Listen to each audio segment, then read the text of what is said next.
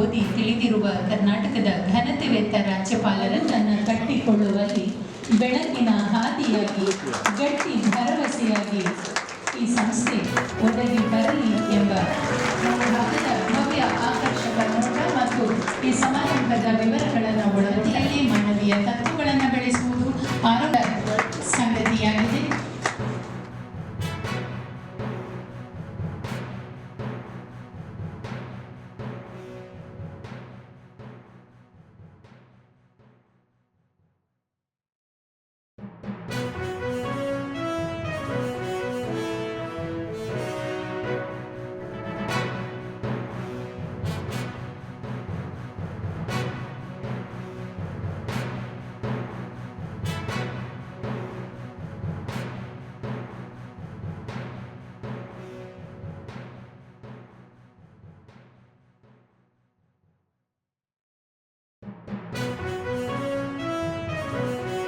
सेवा करुणा और मानवता की उस परंपरा का प्रतीक है जिसे भारतीय रेड क्रॉस सोसाइटी पिछले 100 वर्षों से आत्मीयता के साथ निभा रही है।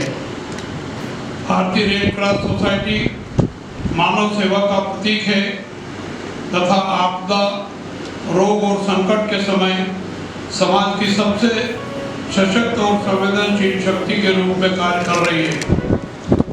रेड क्रॉस का इतिहास मानवता, निष्काम सेवा और साहसिक कर्तव्यनिष्ठा से भरा हुआ है। रेड क्रॉस का एक ही धर्म है, मानवता, एक ही लक्ष्य है, सर्वजन हिताय सर्वजन सुखाय। ರೆಡ್ ಕ್ರಾಸ್ ಸೊಸೈಟಿ ಬರೀ ನಾವಿವತ್ತು ಬ್ಲಡ್ ಅನ್ನು ಜನರಿಗೆ ಅದು ಪೇಷಂಟ್ ಕೊಡುವಂತ ಸೊಸೈಟಿ ಅಲ್ಲ.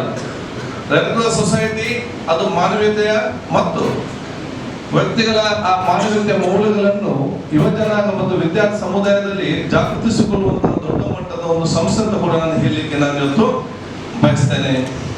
ಇವತ್ತು ಚಿಂತನೆ, ಮಾನವೀಯತೆ, ಸಹಕಾರ ಮತ್ತು ಭವಿಷ್ಯ ದಿನಗಳಲ್ಲಿ ಹೇಗೆ ನಾವು ಪರೋಪಕಾರ ಜನರಿಗೆ ನಾವು ಸೇವೆ ಮಾಡಬಹುದಂತ ಯಾವಾದ್ರೂ ಎಲ್ಲಿಂದ ಸಂಘ ಸಂಸ್ಥೆಯಿಂದ ಕಲಿಬೇಕಂತ ಹೇಳಿದ್ರೆ ಅದು ಮಂಗಳೂರು ದಕ್ಷಿಣ ಕನ್ನಡ ಜಿಲ್ಲೆಯ ರೆಡ್ ಕ್ರಾಸ್ ಸೊಸೈಟಿ ನೋಡಿ ಕಲಿಲಿಕ್ಕೆ ಬಹಳಷ್ಟು ಇದೆ ಅಂತ